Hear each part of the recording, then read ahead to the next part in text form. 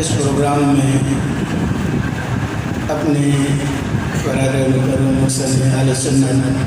استاذ علامہ حضرت علامہ مفتی حافظ قاری ذیشان احمد صدیقی مدنی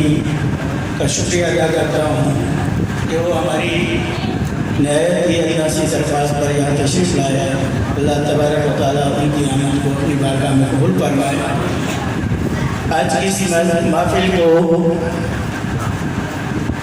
دو نسبتیں حاصل ہیں. ایک تو حضور نبی کریم روح الرحیم علیہ تحقیق و تسلیم کی ولادت باسعادت، اور دوسری نسبت ظلف کی ملت علیہ رحمہ کے اس کی حاصل ہے. یہ محفل میلاد شریف کا انعقاد ظلف کی ملت علیہ رحمہ کی روح کو احسال ثواب کرنے کے لیے منعقد کی گئی ہے، جہاں قرآن مجید فرقان حمید کی تلاوت اور دیگر نفلی عبادات کا ثواب اپنے بزرگوں کو کیا جا سکتا ہے. وہیں حضور جیسے کہ علامہ صاحب نے بیان فرمایا کہ حضور نبی کریم روح الرحیم علیہ السلام کا جو ذکر ہے وہ ذکر عبادت ہے، اور آپ علیہ السلام کا ذکر کر کے جو عبادت کی جاتی ہے اس عبادت کا ثواب اپنے بزرگوں کی روح کو احساس کرنا یہ شرعاً مستحسن ہے، یعنی ایک اچھا عمل ہے. اور آج کی یہ مجلس کی محفل میلاد شریف اس لیے منعقد کی گئی تاکہ ہم اس محفل کے موقع پر حضور کی ملت پیکر اخلاص و محبت حضرت علامہ صاحبزادہ پیر مفتی محمد عبدالشکور فاروقی حنفی نقشبندی قادری رضوی گنگولی رحمۃ اللہ تعالی علیہ کو احسال ثواب کر سکے. تو صاحب اس کے حوالے سے چند ایک باتیں میں آپ حضرات کی گوش گزار کرنا چاہوں گا. تقریر جو ہونی تھی وہ ہو گئی ہے. میں طالب علم کی حیثیت سے مجھے بابا صاحب نے گزارش کی تو ان کی گزارش پر میں چند چیزیں آپ کی خدمت میں عرض کرتا ہوں. حضور فقیر ملت علیہ رحمہ کی زندگی سے آپ لوگ بخوبی آگاہ ہیں کہ آپ کی زندگی علم و عمل میں مشغولیت کی زندگی کی. آج جس مسجد میں ہم بیٹھے ہیں اس مسجد سے جو مؤسس بانی ہیں اور حضور فقیر ملت علیہ رحمہ کے اس کی بنیاد رکھنے والے جو ہیں آپ کے خلیفہ حضرت علامہ ڈاکٹر حافظ محمد شفیع صاحب نقشبندی شفیع رحمۃ اللہ تعالیٰ علیہ.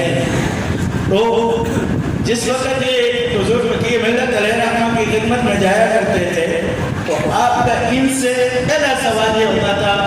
حافظ صاحب قبلہ آپ نے کیا پڑھا اور کوئی نئی بات جو ہے کے حوالے سے پیش ہے. فرماتے تھے کوئی نئی بات سنی ہے یا پڑھی ہے وہ بیان کریں. تو حافظ صاحب کی روزانہ کا یہ معمول تھا کہ وہ عصر سے مغرب تک وہی آستانے پر جو ہے حضور کی خدمت میں حاضر رہتے تھے اور سوالات و جوابات کا یہ تسلسل جاری رہتا تھا. اور آپ کو تربیت فرماتے تھے جیسے علامہ صاحب نے صوفیاء اکرام کی سے بیت اور ان سے اپنے آپ کو منسوخ کرنے کی وجوہات بیان کی کہ ہم جو ہے اولیاء اکرام سے یا کسی سلسلے میں اپنے آپ کو وابستہ کیوں کرتے ہیں. اس وابستگی کی بنیادی وجہ یہ ہوتی ہے کہ ہمیں جو اللہ تبارک و تعالیٰ علم عطا فرماتا ہے، ہم جو عمل کرتے ہیں ایک مقام آتا ہے وہ علم بھی اور وہ عمل بھی ہمارے اندر تکبر کا بھی کھو دیتا ہے. اور اس تکبر کو ختم کرنے کے لیے علماء اور عوام یہ اللہ کے نیک بندوں سے اپنی وابستگی اختیار کرتے ہیں. تو آپ اکثر طور پر یہ آپ کا معمول تھا کہ 2001 سے میں نے جمعہ پڑھانا شروع کیا تھا. جب انسان طالب علم اپنے تقریروں کا بڑا شوق ہوتا ہے اور تحریروں کا بھی شوق ہوتا ہے, اور اگر کسی بڑے گھر میں پیدا ہو جائے نا, پہلے سال میں ہوتا ہے 200 مفتی بننے کا شوق بھی ہوتا ہے, اور بندہ اگر اور زیادہ بڑے گھرانے میں پیدا ہو جائے تو بن بڑے بندہ شیخ الاسلام ہو جاتا ہے. میں کسی پہ نہیں کر رہا, میں اتنی بات کر رہا ہوں کہ انسان حضور فقیر ملت علیہ رحمت کی زندگی کا یہ معمول تھا, یہ زندگی کا معمول تھا کہ آپ اپنے مریدوں کی, اپنے اولاد کی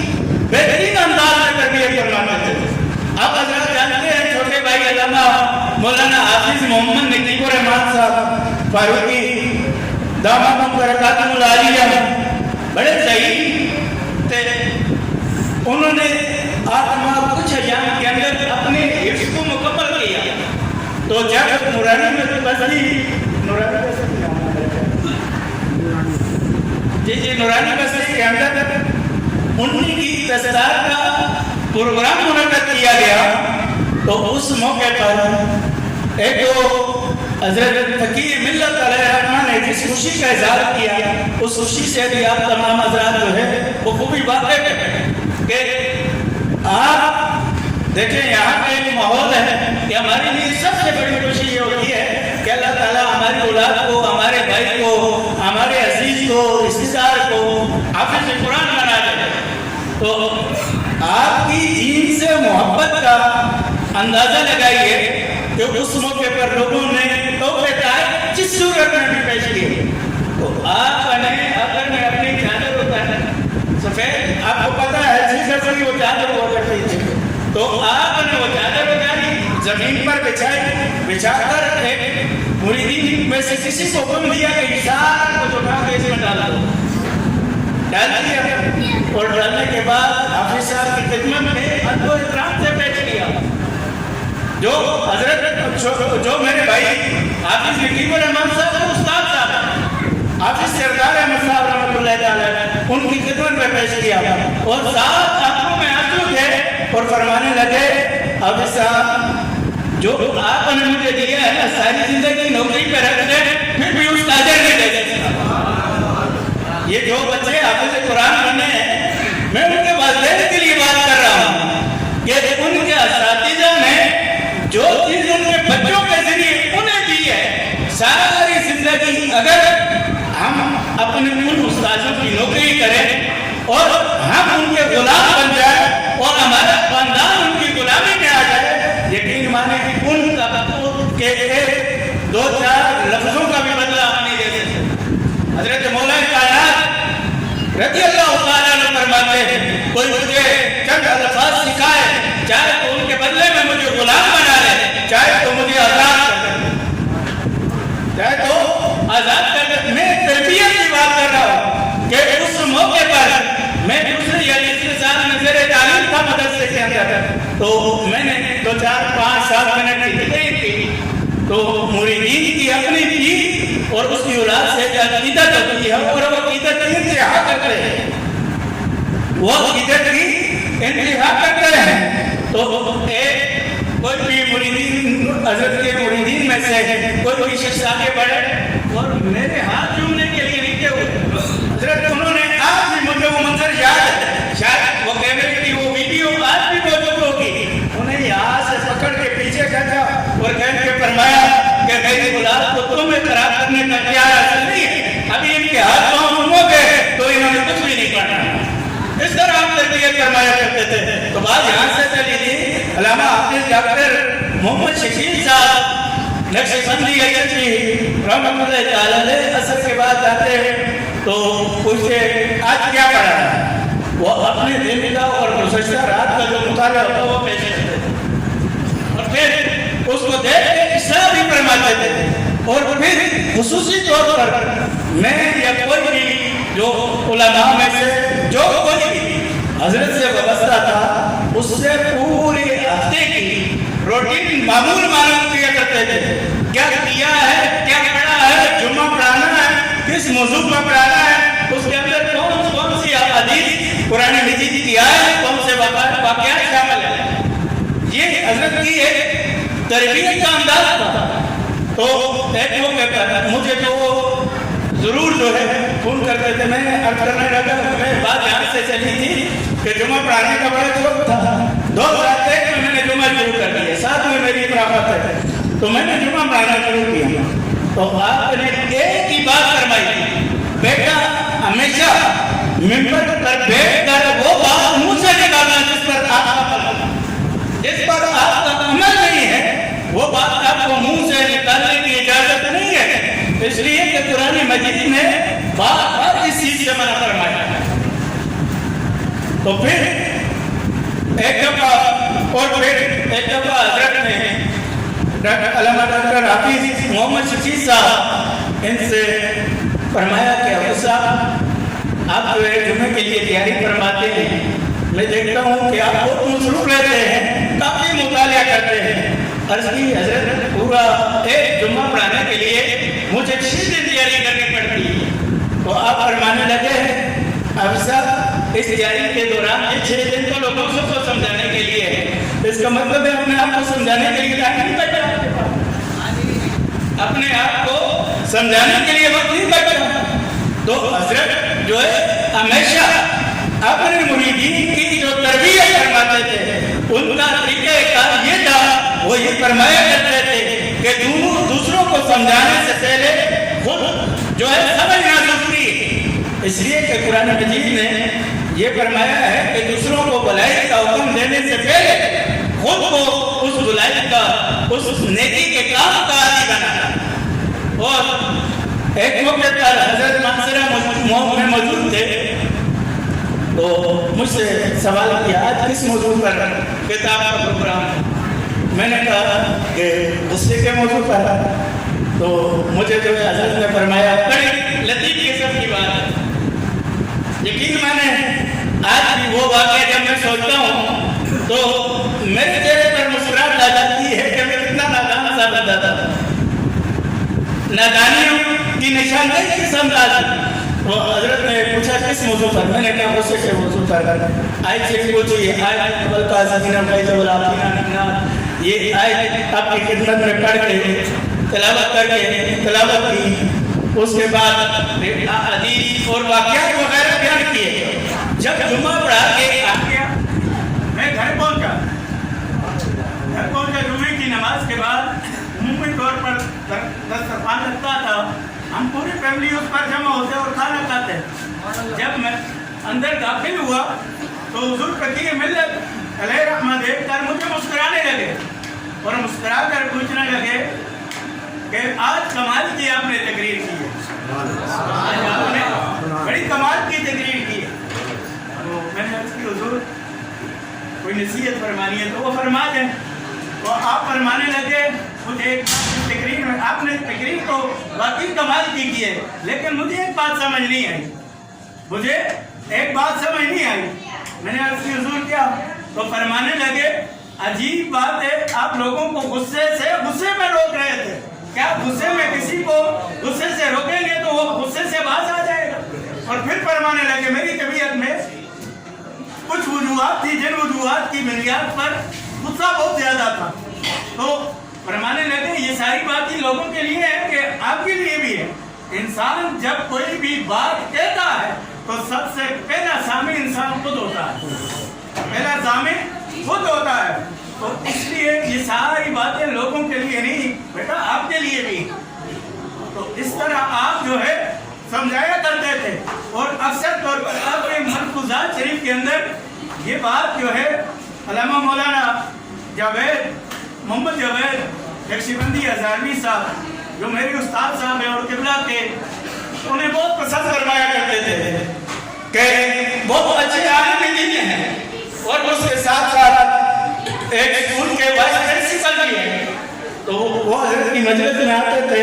جو آپ ارشاد فرماتے اس کو اسی وقت کاغذ پین لے کر لکھ لیا کرتے تھے, اور اگر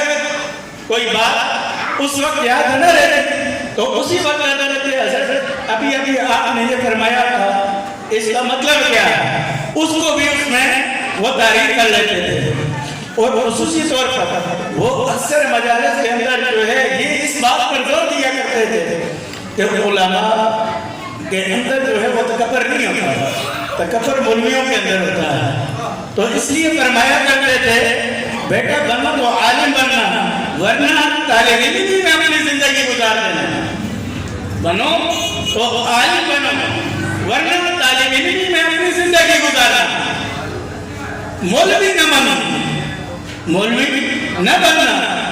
وہ ہمارے معاشرے کے وہ افراد جنہیں اللہ تعالیٰ علم عطا فرما دیتا ہے، اور وہ علم جیسے حضرت نے فرمایا کہ وہ ایک جنگ پہ لے جاتا ہے اور انسان اڑنے لگتا ہے، وہ اپنی اڑانا کو اور اپنی اس اڑانا کو اپنی حقیقت سمجھنے لگ جاتا ہے.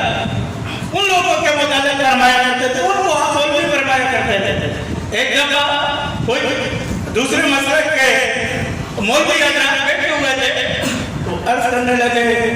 کہ حضرت کاش ہمیں نبی کریم علیہ السلام کی ظاہری حیات طیبہ کا زمانہ ملتا تھا، ہم یہ کرتے تھے. تو حضرت نے فرمایا کہ مولوی صاحب کیا منہ سے نکالے جا رہے ہیں؟ اگر اس دور میں تم اور ہم جیسے مولوی ہوتے، خدا کی قسم عبداللہ ابن ابی ہاتھ جوڑ کے پیچھے ہٹ جاتا. وہ حضور نبی کریم علیہ السلام کی اس دور میں حضور علیہ السلام نے اپنی صحابیت کے شرط کے لیے جن لوگوں کو چنا ہے، یہ انہی کا مرتبہ و مقام تھا. تو آپ فرماتے تھے کہ بیٹا مولوی نہیں بننا، بنو تو عالم، ورنہ زندگی طالب علمی میں گزارنا. اور پھر آپ فرماتے تھے جب کسی عالم دین میں تکبر آ جاتا ہے تو فرماتے تھے تکبر آنے کی وجہ سے دین اس کے پاس سے نکل جاتا ہے اور علم باقی نہیں جاتا. فرماتے تھے کہ عالم دین کے اندر اگر تکبر آ جاتا ہے، کسی بھی معاملے میں تکبر آ جاتا ہے، وہ اس کے پاس علم رہ جاتا ہے، معلومات رہ جاتی ہے، لیکن اس سے دین نکل جاتا ہے. اس لیے ہم نے دین پر قائم رہنا. تو دین پر قائم رہنے کے لیے چاہے ہم طالب علم ہوں، چاہے ہم عالم ہوں، دونوں صورتوں میں ہمارے پاس دین کو باقی رہنے کے لیے عاجزی کا ہونا ضروری ہے. میں بات کر رہا ہوں، ہمیں اپنی عبادتوں پر، ریاضتوں پر، اپنے علم پر کبھی بھی ناز نہیں کرنا چاہیے. جیسے حضرت نے فرمایا ان کی باتوں کا خلاصہ کر رہا ہوں، انہوں نے فرمایا جتنی بھی عبادت کر رہا ہوں ماشاءاللہ. اس مسجد شریف کے اندر ہر جمعے کی نماز کے بعد درود شریف کی مجلس ہوتی ہے. آج کی اس مجلس کے اندر 39 لاکھ اور کچھ ہزار درود شریف کا نذرانہ اس کے موقع پر اصالہ ثواب کے لیے اس کے علاوہ استقبال جان شریف ہر جمعے کی نماز کے بعد ہوتا ہے. پھر باقاعدہ یہاں استقبال شریف جو ہے تلاوت ہوتی ہے اور تمام حضرات بیٹھ کے اس کو سنتے ہیں. ماشاءاللہ تمام حضرات کا بڑا ایک دین کی طرف رجحان ہے. اللہ تعالیٰ اس پودے کو مزید تناول درخت کی شکل اختیار عطا فرمائے. تو اب جو ہے عمل، اللہ تعالیٰ عمل کی توفیق دے. اس عمل پر ہمیں تکبر نہیں کرنا چاہیے، ہمیں تکبر نہیں کرنا چاہیے. دیکھیں اعمال اور علم جیسا کہ روایات کے اندر آتا ہے، قرآن مجید فرقان حمید میں بھی اللہ رب العالمین نے شیطان کے واقعات کو بیان فرمایا کہ اس کی غلطی کیا تھی. اس نے ایک تو اللہ تعالیٰ کے حکم کی نافرمانی کرتے ہوئے سجدہ نہیں کیا، دوسرا اس نے زبان کھولی تو کہا انا خیر منہ، میں جو ہے اس سے بہتر. یہ کبھی نہیں آنا چاہیے بھائی. ہم بس جب یہ آ جاتا ہے نا میں سب سے بہتر، سب نے وہ بندہ دیا، وہ انسانیت کے دائرے سے نکل گیا، وہ انسانیت کے دائرے سے نکل گیا. چاہے وہ کسی بھی مقام و مرتبے سے تعلق رکھتا، اگر وہ عالم ہے تو اس سے دین نکل جاتا ہے، اور اگر وہ عام آدمی ہے تو اس کے کیے ہوئے اعمال جو ہے اس کے ہاتھ سے نکل جاتا ہے. میں کچھ بھی نہیں ہوں. حضور فقیر مرزا چلے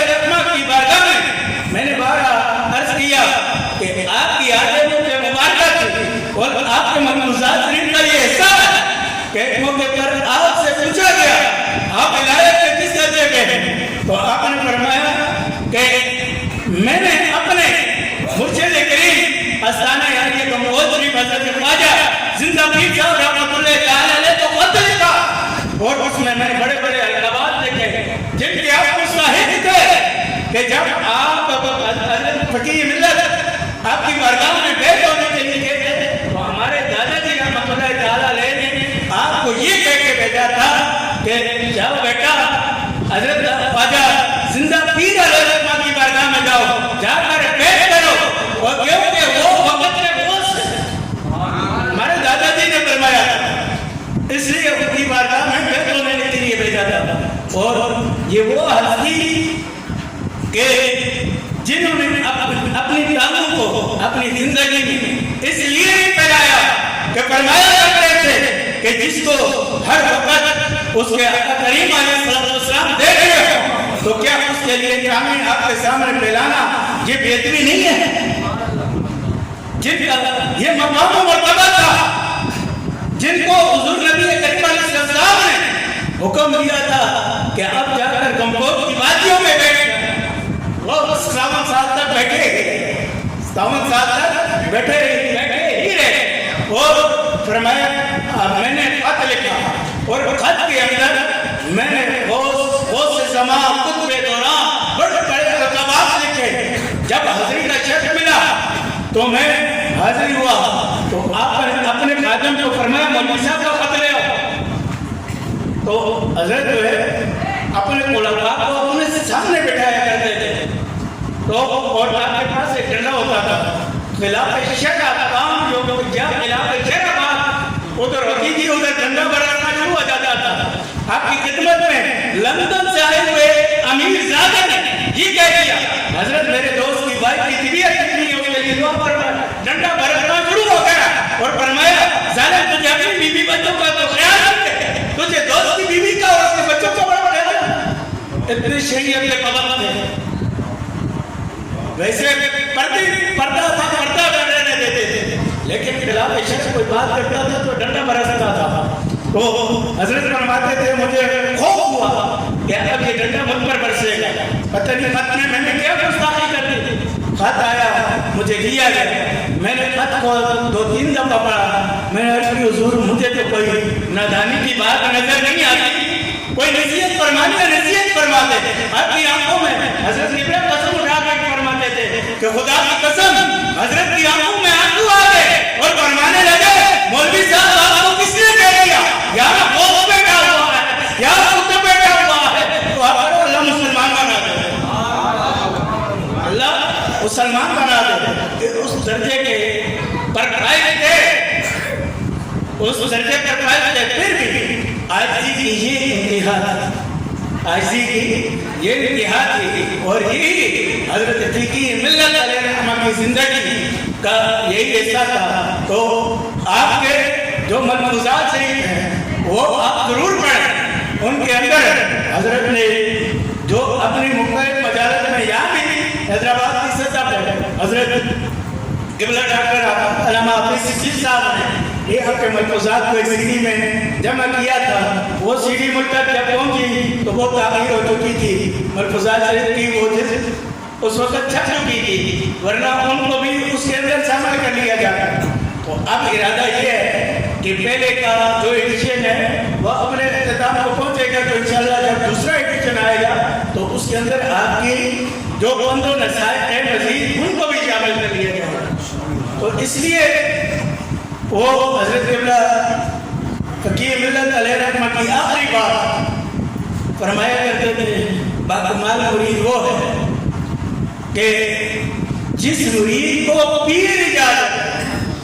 باکمال مرید وہ ہوتا ہے جس کو اس کا پیر اجازت ہے پھر آپ نے آیت کریمہ تلاوت فرمائی فَاذْكُرُونِي أَذْكُرْكُمْ کہ ذکر کرنے والا ذاکر وہ باکمال ہے جس کا ذکر اس کا رب ہے وہ باکمال ذاکر ہے جس ذاکر کے بارے میں رب فرمائے کہ میں تیرا ذکر کرتا ہوں تو وہ باکمال مرید ہوتا ہے جو یہ نہ کہے کہ میں نے یہ کیا میں نے یہ کیا میں نے یہ کیا میں نے یہ کیا میں نے یہ خدمت کی میں نے پلان کیا میں نے یہ دے دیا کو میں نے پیر صاحب کو گھر دے دیا. پیر صاحب میرے گھر میں رہتے تھے, میری گاڑی میں آتے جاتے تھے, میں ان کو کھانا پیش کرتا تھا. یہ کمال نہیں ہے, یہ کوئی کمال نہیں ہے. کمال یہ ہے, سر صوفیاء اکرام فرمایا کرتے ہیں کہ کمال یہ ہے کہ یہ ان کا کمال ہے کہ انہوں نے اپنے گھر کا خادم مجھے رکھا. یہ کمال نہیں ہے کہ میں نے کیا, کمال یہ ہے کہ انہوں نے ہزاروں لاکھوں پہ ان میں سے مجھے ایک کو چن لیا. ٹھیک ہے, تو یہ جو ہے مرشدوں کا کمال ہوتا ہے کہ اب آستانہ عالیہ گنگول شریف جب حضرت تشریف لے جاتے تھے تو آپ وہاں خلفاء کے لیے ایک الگ جگہ رہنے کے لیے بنی ہوئی تھی, لیکن آپ جو ہے جہاں عام لوگوں کے لیے جگہ بنی ہوتی وہاں ایک کونے میں یہ ہمارے عمر بھائی ہیں, ہمارے محمد علیم بھائی ہیں, کراچی سے تشریف لائے ہیں. حضرت کے والد حضرت علامہ حافظ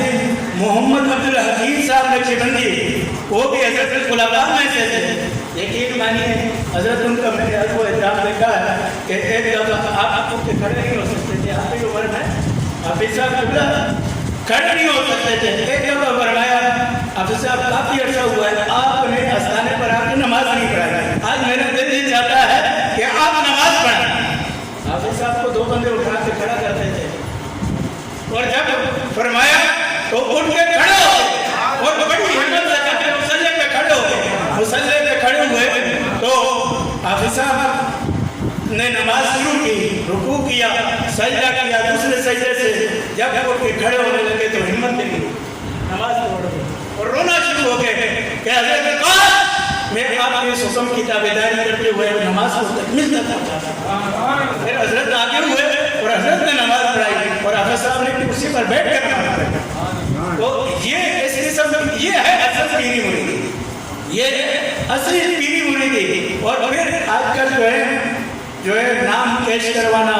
یا یہ چیزیں, اس کو حضور حضرت قبلہ فقیم اللہ ساتھ پسند فرمایا کرتے تھے. آپ نے کسی مجلس کے اندر جانا ہوگا تو اس مجلس میں اگر آپ جانے میں آپ کو تاخیر ہو جاتی تو آپ مجھ سے جہاں پروگرام ہوتا اس پروگرام کے اندر مسجد کے بعد برابر میں ایک کونے میں جا کے بیٹھ جاتے تھے.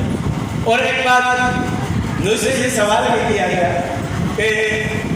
وہ میرے جیسے علاقے سے بندہ آتا ہے تو لوگ اٹھ کے محبت میں آ کے ذکر کرنا شروع کر دیتے ہیں. تو اس حوالے سے سوال بھی ہوا, آپ علماء جب آئیں, بھلے میں یہ نہیں کہہ رہا میں آؤں تو میں تو ایک اتنا سا سلسلے کا قادم ہوں, میں نے شروع میں بھی عرض کیا ہے, بس حضور نے مجھے اپنی خدمت کے لیے اور اپنی نوکری کے لیے بس اس کام پہ لگایا ہے. نہ علم ہے, نہ کوئی رنگ ڈھنگ ہے, نہ زندگی گزارنے کا کوئی سلیقہ ہے, تو حضور نے اپنی نوکری میں قبول کر لیا ہے. یہ مجھ پر حضور کا بہت بڑا احسان ہے. یقین مانے اکثر طور پر بعض اوقات میری آنکھوں میں یہ آنسو آ جاتے ہیں, یا رسول اللہ صلی اللہ علیہ وسلم آپ کی امت کے بڑے بڑے علماء ہیں, بڑے بڑے فضلاء ہیں, بڑے بڑے آپ کے دین کی خدمت کرنے والے ہیں اور ہم گناہ گار ہیں, تو ہمیں جو ہے منبر پر آپ نے اٹھا کے بٹھا دیا, ہم جوتیوں میں بیٹھنے کے قابل نہیں ہیں. تو یہ کر رہا تھا کہ ذکر شروع ہو جاتا ہے, علماء آتے ہیں یا اولیاء اکرام جو ایک سلسلے کے کوئی بھی بزرگ کسی بھی جگہ, ہمارے اہل سنت کا عام جو ہے یہ معمول ہے کہ جب ان کے ہاتھ تشریف لاتے ہیں تو لوگ کھڑے ہو جاتے ہیں اور اللہ کا ذکر, اللہ کے ذکر سے ان کا استقبال کرتے ہیں. اور بعض لوگوں کو اس سے تھوڑی الرجی ہوتی ہے کہ بھائی یہ نہیں ہونا چاہیے, اللہ کا ذکر نہیں ہونا چاہیے, ٹھیک ہے. لیکن آپ شادی حالوں میں جاتے ہیں, جب دلہا آتا ہے نا لوگ اٹھ کے ناچنا شروع کرتے ہیں. خدا کی قسم کبھی بھی ان کے ناچنے پر کسی نے انگلی نہیں ہوتی. آپ اتنے لوگ بیٹھے, آپ میں سے سب پوچھتا ہوں, یہاں شادی حالوں میں جاتے ہیں تو لوگ کیا کرتے ہیں, جب دلہا آتا ہے نا جوان ان کے آگے ناچنا شروع کر دیتے ہیں, اس پر پہلے پیسے پھینکنا شروع کر دیتے ہیں. آج تک کسی کو اعتراض نہیں ہوا, وہ حرام کام کرتا, اللہ کی عبادت پر اعتراض ہونا شروع ہو گیا. یہ اللہ کی اور اللہ کی عبادت اگر ممروح وقت کے اندر کی جا رہی ہے اس سے منع کرنے کی بھی اجازت نہیں ہے. یہ تو اللہ کا ذکر تو صبح و شام کرنا چاہیے، ہر وقت کرنا چاہیے، لیکن ایک معنی سے اگر ہم اللہ کا ذکر کرتے ہیں ظالموں کو یہ بھی برداشت ہے.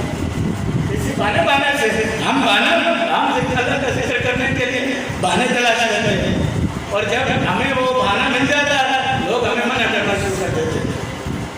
تو اللہ کا ذکر کسی بھی وقت کیا جا سکتا ہے. ایک بات کر کے بات کو ختم کرتا ہوں. حضرت مولا کائنات باب العلم حضرت علی المرتضیٰ شہر خدا رضی اللہ تعالیٰ عنہ ایک دفعہ عید کی نماز پڑھانے کے لیے تشریف لے گئے. تو اس وقت عید کی نماز سے پہلے عیدگاہ کے اندر کوئی بھی نفلی عبادت نماز پڑھنا جو ہے یہ منع ہے. یہاں تک کہ اس دن کی اگر فجر کی نماز رہ جائے تو وہ بھی وہاں عیدگاہ میں قضا کرنا منع ہے.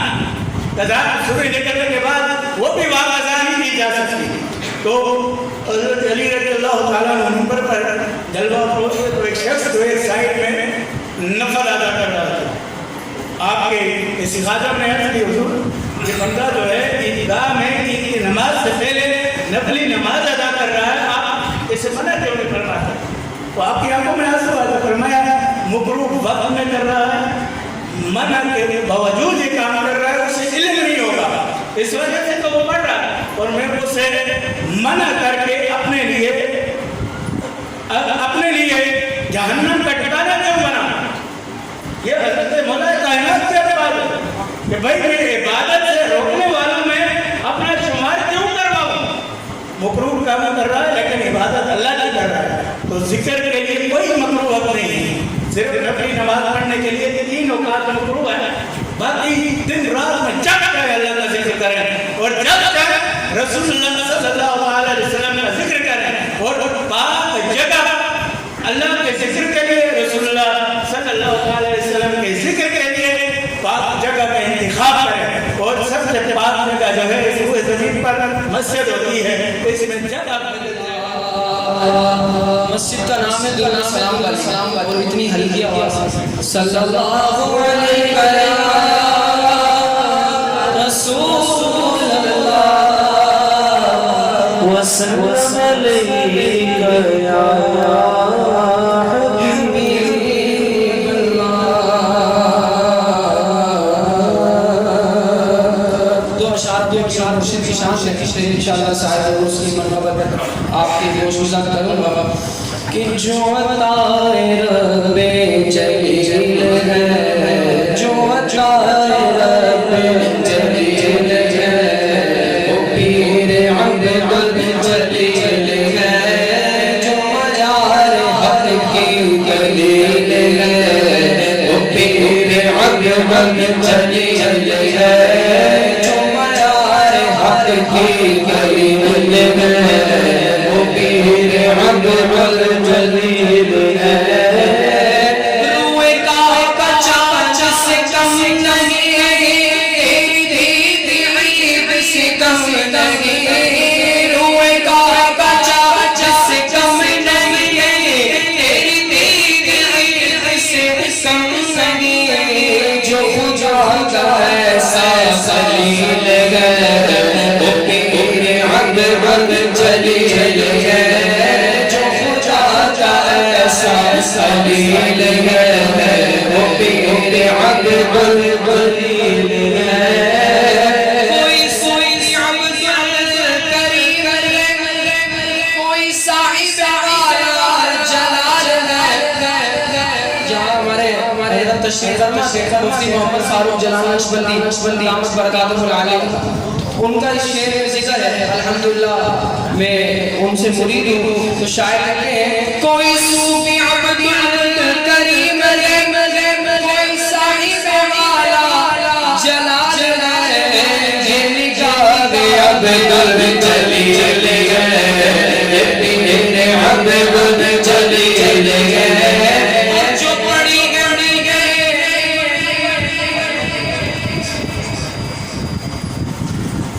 امداد کن از دے غم آزاد کن، امداد کن از دے غم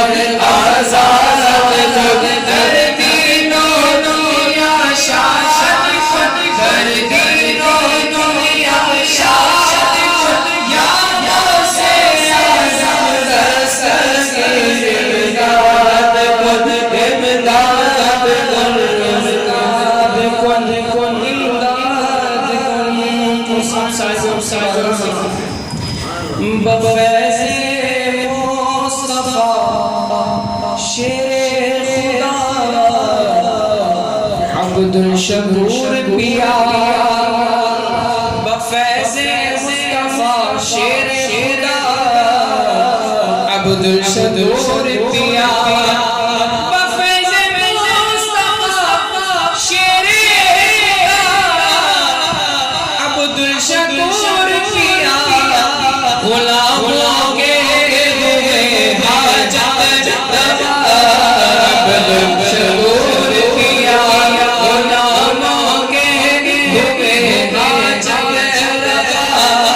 عبد الشکور پیا ابھی بڑی دیر عبد الشکور پیا ابھی بڑی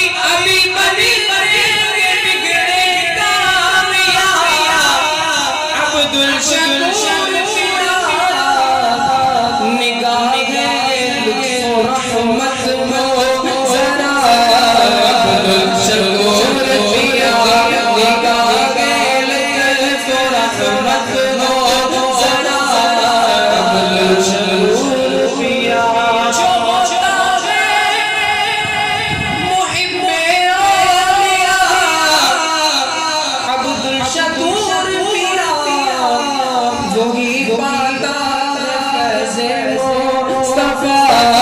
عبد الشکور پیا وہی پاتا فیض مصطفیٰ عبد الشکور پیا بہت سے اولیاء آپ کے دامن سے وابستہ بہت سے آپ کے دامن سے وابستہ لیکن خدا کی جان آپ کا مرتبہ عبد الشکور پیا خدا کی جان آپ کا مرتبہ عبد الشکور پیا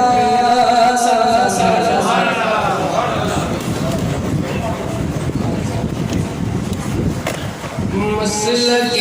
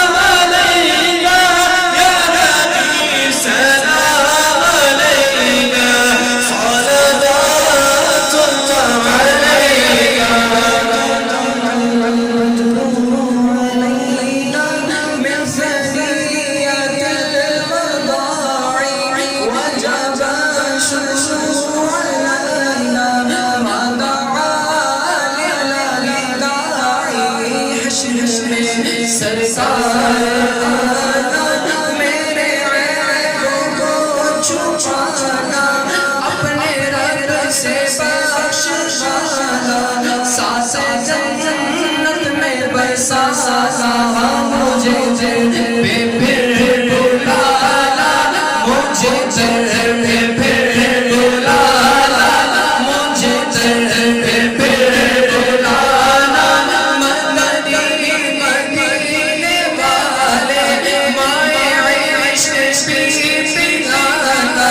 مدنی مدینے والے میری آنے والی نسل تیرے عشق میں بچنے انہیں نیک تم بنانا مدنی مدینے والے تیری عرش پر حکومت تیری عرش پر حکومت تو شہنشاہ زمانہ مدنی مدینے والے یا نبی سلام علیکہ یا رسول سلام علیکہ یا نبی سلام علیکہ صلوات اللہ علیکہ کیوں رضا مشکل سے سہنگے کیوں رضا مشکل سے سہنگے کیوں رضا مشکل سے سہنگے جب بھی مشکل کشا یا حبیبی یا رسول اللہ یا نبی سلام علیکہ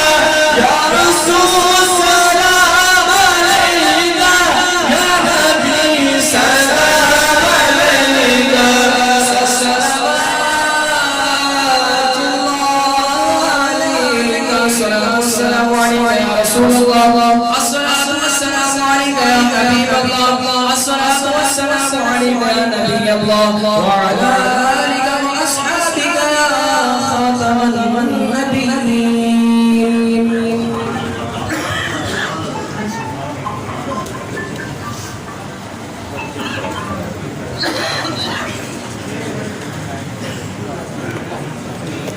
تمام مذہبات کے فصل سے فاتحہ تین دفعہ سورہ اخلاص اور درود پاک علیہ وسلم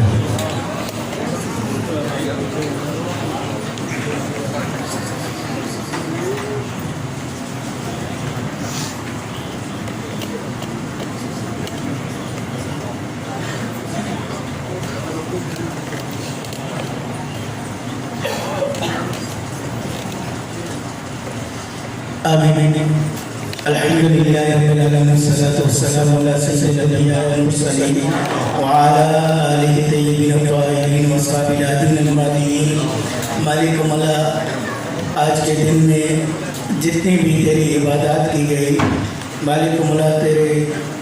پاک نام کا ذکر کیا گیا درود پاک تلاوت کیا گیا نعت شریف کا نذرانہ حضور سید المرسلین خاتم النبیین صلی اللہ علیہ وسلم پیش کیا گیا مالک مولا خطابات کیے گئے سب کو اپنی پاک بارگاہ میں شرف قبولیت عطا فرما اس سب کا ثواب حضور نبی کریم خاتم النبیین سید المرسلین صلی اللہ تعالی علیہ وسلم کی پاک بارگاہ میں ہدیہ کیا جاتا ہے قبول منظور فرما مالک مولا آپ کے وسیلہ جلیلہ سے جمیع انبیاء کرام علیہ السلام کی ارواح کو پیش کرتے ہیں قبول منظور فرما مالک مولا آپ صلی اللہ تعالی علیہ وسلم کے والدین کریمین آپ کے نانا دادا کی طرف سے حضرت آدم و حوا علیہ السلام سب کی ارواح کو اس کا ثواب اصال کرتے ہیں قبول منظور فرما صحابہ کرام صحابیات امہات المومنین اہل بیت اطہار شہداء اسلام تابعین تبع تابعین ائمہ مجتہدین علماء اہل سنت جمیع اولیاء کرام چاروں سلاسل کے اولیاء کرام کی ارواح کو بالعموم بالخصوص سلسلہ عالیہ نقشبندیہ مجددیہ قاسمیہ کمکولیہ فیض آبادیہ کے تمام بزرگوں کی ارواح کو اس کا ثواب ایصال کرتے قبول فرما مالک مولا جمیع مومنین مومنات مسلمین مسلمات کی بخشش و مغفرت فرما مالک مولا ہمارے جتنے بھی عزیز و اقارب دوست احباب رشتہ دار عزیز ایک دنیا پانی سے چل بسے ہیں بالخصوص مالک مولا آل معلّہ کے جتنے بھی عزیز و اقارب دوست احباب رشتہ دار اس مسجد کے جتنے نمازی اس مسجد کی کمیٹی اس مسجد میں کام کرنے والے ہمارے جتنے بھی نوجوان ساتھی ہیں ہمارے حافظ بابر صاحب ہیں ہمارے حافظ حبیب الرحمان صاحب ہیں اور دیگر جتنے بھی ہمارے اس مسجد میں قاری خیر کر رہے ہیں، مالک مولا ان سب کی جتنے عزیز چلے گئے ان کی ارواح کو اس کا ثواب حاصل کرتے ہیں قبول فرما، ان کی بخشش و مغفرت فرما۔ مالک مولا اس مسجد کے بانی اور اس سے پاک پہلا اس سے پاک کرنے والے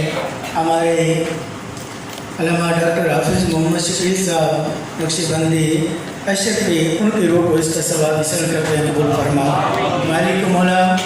بالخصوص آج کی اس مجلس کے انعقاد، محفل میلاد شریف کا انعقاد، کلام مجید کی تلاوت اور کا اہتمام، درود پاک کی تلاوت کا اہتمام، ختم خواجگان شریف پڑھا گیا، اس کا اہتمام کا مقصد حضور فقیر ملت علیہ رحمہ کی روح کو ایثار ثواب کرنا، مالک مولا کی روح کو اس پور مجلس کا ثواب حاصل کرتے ہیں منظور فرما۔ مالک مولا اس کی برکت سے ان کی قبر پر کروڑا رحمتوں کا نزول فرما، ان کو بلندی درجات نصیب فرما، قبر کو مزید وسعت برکتیں نصیب فرما۔ مالک مولا ہم سب کو ان کے اسلامی، روحانی، علمی مشن کو جاری ساری رکھنے کی توفیق نصیب فرما۔ مالک مولا جس مقام مرتبے پر جس طرح وہ ہمیں کام کرنا دیکھنا چاہتے تھے، مالک مولا ہم سب کو اس قابل فرما دینا۔ مالک مولا ان کے علمی، روحانی کاموں کو مزید ترقیاں عطا کرنے کی توفیق نصیب فرما، ان کے ادارے کو، ان کی لائبریری کو مزید وسعتیں دینے کی توفیق نصیب فرما۔ مالک مولا آج کی اس پروکار پرنور مجلس کی برکت سے، دن کی برکت سے، مالک مولا تیرے گھر میں بیٹھے ہیں، بیکاری بن کے آئے ہیں، مالک مولا اپنی رحمتوں کے خزانوں سے اپنے پیارے حبیب رحمت للعالمین صلی اللہ تعالی علیہ وسلم کی برکت سے ہمیں اپنی رحمتوں سے مالا مال فرما۔ مالک مولا ہمارے دلوں کو نور ایمان سے مالا مال فرما، ہمارے دلوں کو اپنے حبیب کریم صلی اللہ تعالی علیہ وسلم کی محبت سے مالا مال فرما۔ مالک مولا ہمیشہ صدر نصیب فرما، جو علم عطا کیا ہے مالک مولا اس کے مطابق عمل کی توفیق نصیب فرما۔ مالک مولا ہمارے جتنے بھی علماء اہل سنت جہاں کہیں بھی بیماری کی حالت میں ہیں، یا مالک مولا پابند سلاسل ہیں، یا مالک مولا کسی بھی تکلیف میں گھرے ہوئے ہیں، مالک مولا ان کی بیماریوں کو شفا عطا فرما، مالک مولا ان کی تکالیف کو دور فرما، خزانہ غیب سے مدد فرما۔ مالک مولا ہمارے اکابر علماء اکرام کا سایہ ہمارے سروں پر قادر قائم دائم فرما۔ مالک مولا ہمارے نوجوان علماء جہاں کہیں بھی تیرے حبیب کریم صلی اللہ تعالی علیہ وسلم کے دین کی نوکری کر رہے ہیں، مالک مولا ان میں ہمارے استاد العلماء حضرت علامہ مولانا حافظ قاری محمد ذیشان